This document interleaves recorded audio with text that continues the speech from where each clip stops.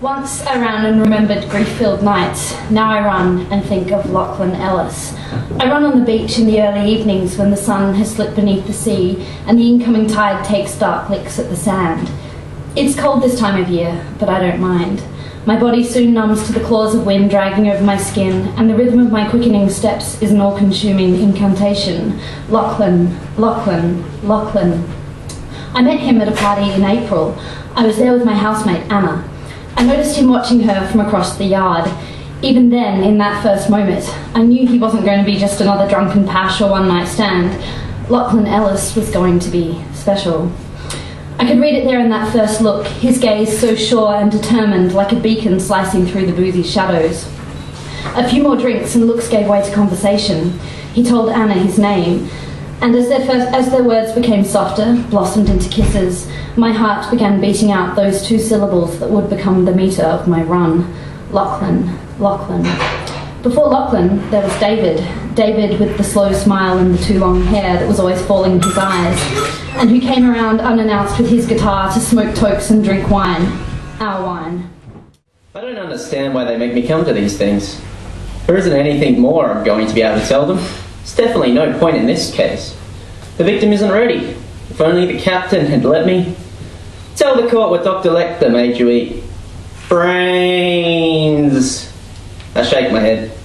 I told him there was too much damage to the brain. Objection! The defence attorney slammed his fist onto the bench. We haven't heard the witness say anything else all morning. The judge leaned back, putting his hands together, and turned to the witness stand. Mr. Crendler, what did you eat for breakfast? Objection! It was the prosecuting attorney who spoke this time. The witness has only just returned from Dr. Frank's operating table. He hasn't had breakfast. The judge frowned at the mention of my name and leaned forward again. Ah, yes, Dr. Frank. Are we blessed with his presence today? He asked, hopefully. Yes, Your Honour, I answered, sorry to destroy his hopes. Would you approach the bench, please? Mr. Crendler, you may leave the stand. Brains! Court official helped Mr. Crendler out of his seat, whilst another swore me in. I always hated this part of the job. I dreamt about being involved in law enforcement. I never wanted to be part of the court proceedings, though. Dr. Frank, could you remind the courtroom of your job? The judge said, pointedly gazing away from me.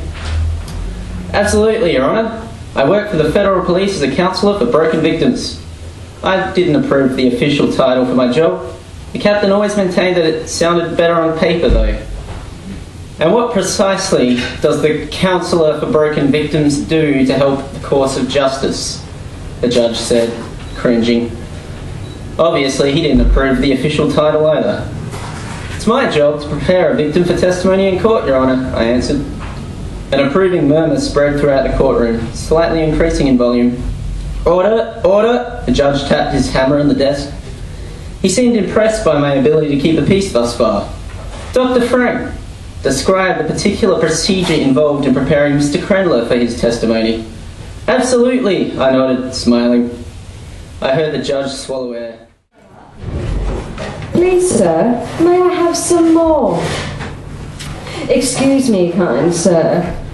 I'm wondering if you can help me, because I'm not sure how to live, or what to do, or be. Please, kind sir, can you help me? You see, there's something about life I can't quite put my finger on. All this day-to-day stuff.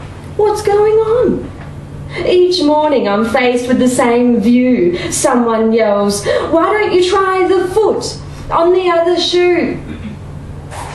Excuse me, kind sir. I'm wondering if you can help me. You see, I'm not sure who I am. Please, help me, if you can. There are so many that live inside. Which one's to hide? Which one should I be? A chimpanzee? A zombie? A stiff neck with a tight upper lip? Spit out your pip! While you're still listening, there are a couple of other things I would like. Grab a note, paper and pen, and I'll tell you when. On my list, I would like a few. A mother, a father, and a boyfriend too. Have I missed the boat, the train, Am I too late to be single forever? Is this my fate? You are still listening, aren't you? You see, I missed out on life skills. I'm flat out paying the bills. Empty pizza box, cheese going green. My fridge, I know, I need to clean. Every morning I awake, my coffee I make, and by 8 a.m. I'm a mess. This life, what a test! What to do? What to do? Sit and daydream? Or have a kid or two? What's this shit about? Who am I? And why am I here? I shout. I think I'm getting really good at this life stuff. I no longer blame reality for my belly button fluff. Then the most I cook is toast and beans. My shower I never clean. I'm 29. When did I last have a date? And I put on weight. And I'm a control freak. Oh man. Queen's Park, London, 2010. White walls, like the blank page, cry out to be broken upon. The midnight blue chair, empty against the thick white enamel of the window sash, exudes an unearthly richness. Like pen put to paper, the words resonate on the page, like petals scattered on snow, seemingly random, but forming a pattern of their own. The transformation is beginning. Just sitting in this exquisite room gives me a sense of refinement, of something better. Simplicity and grandeur, infinite beauty and modern practicality draw together. Like the owner herself, my wonderful friend, who has given me a white bed so that I too can become a special thing, pushed forward into the light of recognition and revelation. Whiteness is what I desire, the black dress casually thrown over the crisp white counterpane, like a nun's habit, exhibiting a dual tendency. Does the black despoil the white, or does the white give a sharpness and alertness to the crisp dark outline of the dress? Suffice to know, it is the whiteness that prompts the question. Can absolute purity and absolute decadence sit aesthetically together? Of course, they are meant for each other. Do you hear me? I have arrived. I am home. I am transformed.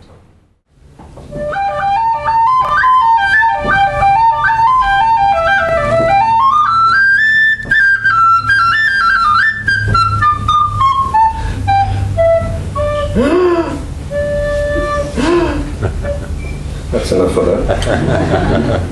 Well, how are we all tonight? This lovely balmy evening. I was actually quite unexpectedly earthside. So a poetry slam today, and the poem that I recited was this one. Those statues.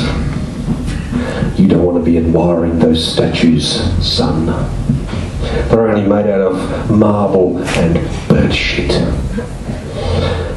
Some famous forefather pointing the way, some old general waving away a long gone enemy. They are just lumps of rock under the everyday sky, just scarecrows under the beating sun.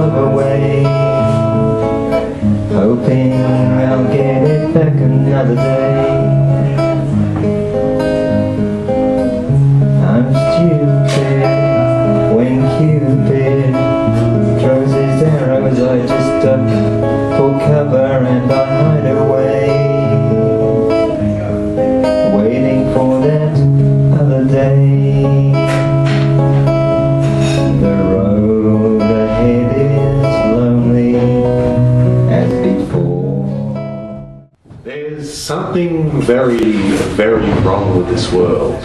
Something has been taken away from you. A lot of things have been taken away from you without you ever knowing. We are not represented in this country by multiple parties. We are represented by dollars and cents. So, therefore it follows we have one party called the Capitalist Party. Don't believe it? Well, big companies do get together. People at the heads of companies get together, sit down, and they make plans on how they can make more money out of you. Not them. They want your money, not theirs. They want it all for them. And that, by any definition, is fascism. A single controlling monopoly. Something that demands you think what they tell you to think and do what they tell you to do. And this is proven. We see this in political correctness. We do not have dialogue which would break down barriers. We are told what we can think and what we can say. When I was a kid, my mum, my uncle, my sister and I decided to go fishing one day. This is a true story. And we're driving along in a jetty, and I swear it's true, there was a boat ramp leading into the water. In front of the boat ramp was a sign saying no free road. And I looked at that, and I thought, we all looked at it, and we really, were the council actually just being overly cautious, or was they actually have a problem before that, of people mistaking that for a road, and then driving into the water? I mean, imagine like, you try and explain that to your insurance company, that you actually mistook a road, boat ramp for a road. You'd think at the point where the fish start swimming past the water, that you can't see windows, that you might have taken the wrong route. I used to do Spanish classes a couple of years ago, or some actually quite a few years ago, and I was on Monday nights. I used to come home on Monday nights. I used to watch 6 Feet Under. But before 6 Feet Under was on, there was a show called Sex in the City. You might have heard of that. Won many awards. And I remember sitting down watching Sex and waiting for 6 Feet Under to come on. And there was one episode that I saw, and they're all sitting around having lunch, the 4 women, and one of the characters, Samantha, just starts casually talking about what a boyfriend's semen tastes like. And I thought, what kind of TV show is this? Well, I thought of all the topics a sitcom could have, and of all the topics it could address, that's the best they come up with. Alright, let's go keeping it real. I'm just gonna do it. Yo, check it. Watch how we do it when we roll through.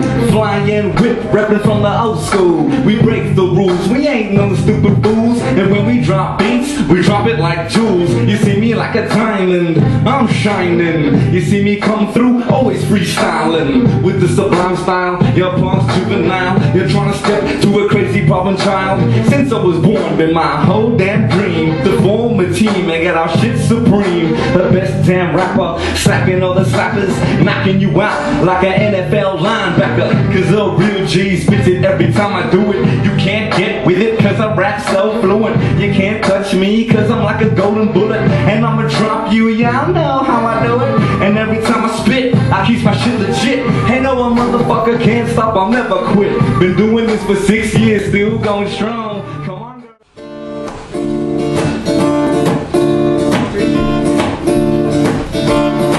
Рожденный мягкой игрушкой в Китае, где лихо скроили лапы и хвост. Он был подарен мальчишке с глазами цвета неба и звезд. Забавной мордой боксера был назван Степаном, как в книжке смешной.